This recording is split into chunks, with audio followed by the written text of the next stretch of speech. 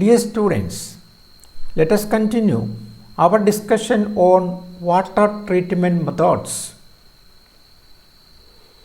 Coagulation. Coagulation is a chemical process for removing particles in suspended or colloidal form. These particles do not settle on sedimentation and cannot be removed by conventional physical treatment process. The coagulation process involves adding iron or aluminum salts such as ferric sulfate, ferric chloride, aluminum sulfate or polymers to effluents. These chemicals are called coagulants. Coagulation is used for combining small particles into large aggregates and for absorbing dissolved organic matter onto particulate aggregates. Thus, the impurities present in effluents or treated wastewater can be removed in subsequent solid liquid separation process. So, in coagulation, we are adding certain chemicals. For example, say ferric chloride, ferric sulfate, aluminum sulfate or certain polymers can be added to treated water. So, now this treated water will be usually in the form of a suspension or in a colloidal form. From the colloidal form or from suspensions, by usual techniques, the particles cannot be settled. But by the addition of the coagulants, the chemicals that we are adding are known as the coagulants. So, by the addition of the coagulants, the particles present in the suspension or colloidal form will be combined to form large aggregates, and of course these aggregates can be easily removed because they will be settled. Now you can see the figure. So now the first one, this is the wastewater, treated wastewater, and to this treated wastewater we are adding coagulants. The coagulants are being added. You can see the particles are present, large particles are present in this wastewater, and when the coagulants are being added, these particles, these displaced particles are forming flocks or aggregates, and finally these aggregates are getting settled. So when the coagulants we are being added, you can see this. Now there are negatively charged particles, and these negatively charged particles will be clouded with the counter ions, that is with the positively charged particles. But when a coagulant is being added, what happens is these particles, say, they are combining to form large aggregates, and these aggregates, so they precipitate and trapped impurities settle to the bottom. Filtration. Filtration is a method used for the treatment of effluents. Filtration removes particles from suspension in water.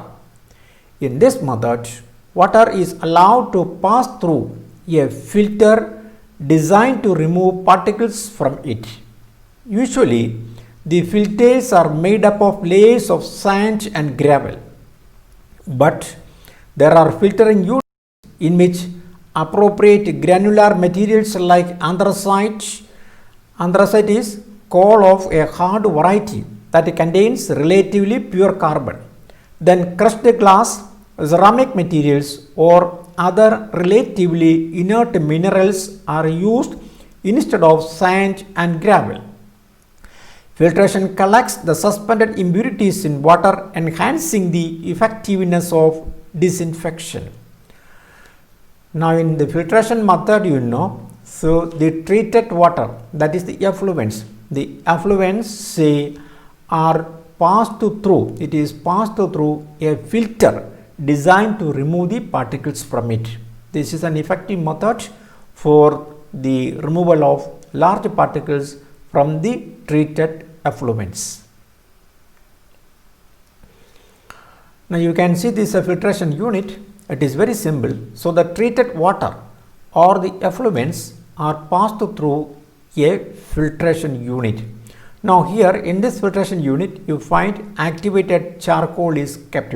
This particular unit is packed with activated charcoal, and this activated charcoal, they can absorb the impurities present in the effluents, and the water coming out is purified effluents.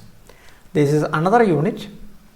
In this unit also you can see that the effluents are charged into the particular, this is the tank, this, and the effluents are charged, the particles are dispersed, they are coming, say this is the filtration unit, this one, this is the filtration unit, and the effluents coming out of the filtration unit, it is comparatively purified effluent, and this purified effluent can be further purified by, say, disinfection.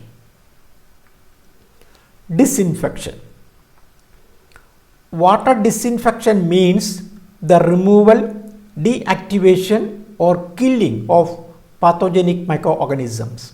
I repeat, water disinfection means the removal, deactivation or killing of pathogenic microorganisms.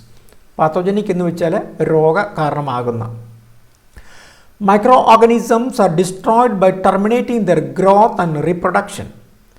If microorganisms are not removed from the drinking water, its usage will cause health problems. Chemicals like chlorine, chloramines, etc. are added to water in required quantities to kill the disease-causing germs such as Salmonella, Campylobacter, and Norovirus. So disinfection means we have to add some chemicals, say chemicals like chlorine, chloramines, etc. to the water, and these chemicals, they will kill or they will, say, completely terminate the growth of the microorganisms in the water. Thereby the water is purified. Chemical disinfectants: alcohol, chlorine and chlorine compounds, glutaraldehyde, hydrogen peroxide, iodophos, peracetic acid, formaldehyde. So these are some of the important or widely used chemical disinfectants. Physical methods of disinfection. A good physical disinfective process should be energy efficient, consistently effective and cost effective at large scale. Physical methods to disinfect water include UV irradiation, heat, sunlight exposure, sonic or hydrodynamic pressure, and radiation. Sonic or hydrodynamic pressure means that is a device that generates ultrasonic waves, creating an environment in which algae cannot survive. An ultrasonic vibration has a frequency at least above 15 to 20 kilohertz with no upper limit. UV light can treat water without producing any major chemical or physical changes in the water. No negative defects have been noticed by UV irradiation.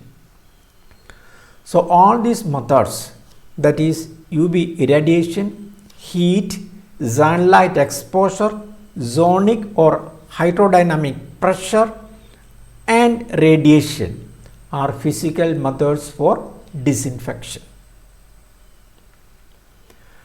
Desalination. Desalination is a process that takes away mineral components from saline water. More generally, desalination refers to the removal of salts and minerals from a target substance. The important methods of desalination are thermal distillation and membrane separation. I repeat, the important methods of desalination are thermal distillation and membrane separation. Thermal distillation is the boiling of water followed by the condensation of vapors. The salts and impurities are left behind. The most common type is membrane separation or reverse osmosis. The salty water is forced through a semi-permeable membrane and the salts and impurities are separated. So in the membrane separation method, the salty water is forced through a semi-permeable membrane and the salts and impurities will be separated. So here's a picture. So the distillation, these are the distillation units. So it is very simple. You can see that, see, the saline water or the treated wastewater is being boiled, and the vapors are condensed and collected. You will be getting pure water. Here what we need is energy. This is also the same thing. So the water is boiled and the vapors are collected and condensed to get the pure water. So the impurities will be remain, the impurities, particularly the salt water with the impurities, that will remain in the distillation flask. This is also another method for the desalination. This is also very simple. This is the salty water or highly impure water, and it is passed through, say, a desalination unit, and the water coming out will be comparatively pure water. Seawater desalination. Seawater desalination is the removal of salts and impurities from seawater to produce fresh water. Repeat. Seawater desalination is the removal of salts and impurities from seawater to produce fresh water. Seawater is pumped into the desalination plant from the ocean and passed through pre-treatment filtration to remove most of the large and small particles. The filtered seawater is then forced under pressure to pass through special membranes whereby the osmosis process that normally occurs in nature is reversed. So the peculiarity is by giving pressure, so by providing pressure, the natural osmosis, it is reversed. The pores in the membranes are so tiny that salt, bacteria, viruses and other impurities are separated from the seawater. So it is explained in a very simple way. So you can see that this is the semi-permeable membrane. So this membrane is having large number of pores, very small pores, and now here this is the polluted water or the treated water or the effluent. We are applying a pressure, when we apply the pressure, what happens, see the natural osmosis that is reversed, usually the molecules will be passing from the solvent molecules will pass from here, from this section to this section. That is a natural osmosis. But when we are applying a pressure, the reverse is taking place, and this is the reverse osmosis, and by reverse osmosis actually we are getting pure water. Ion exchange. Synthetic organic ion exchange resins are very useful for the removal of industrial waste chemicals. Styrene divinyl benzene copolymer can remove chlorinated pesticides by adsorption at the surface, while cationic and anionic ion exchange resins can eliminate ionic dyes from textile mill wastewater. The ion exchange membranes find an important application in the removal of toxic waste by reverse osmosis. In reverse osmosis, the membrane pores are small, say 0.4 to 600 nanometer in size. Synthetic organic ion exchange resins and ion exchange membranes find extensive application in the purification of industrial wastewater in metal, paper and pulp and food industries. So this is the figure for the ion exchange process.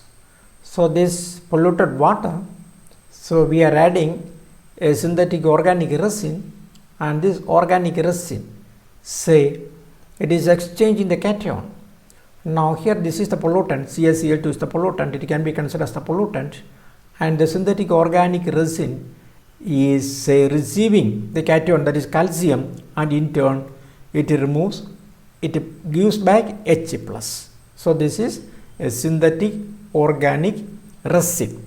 So in this method, the cations or the anions are exchanged between the resin and the treated water. That is all in this particular session. and you are given the assignments. Write notes on filtration, disinfection and desalination. The last date for submitting the assignment is November 15, 2020. Thank you.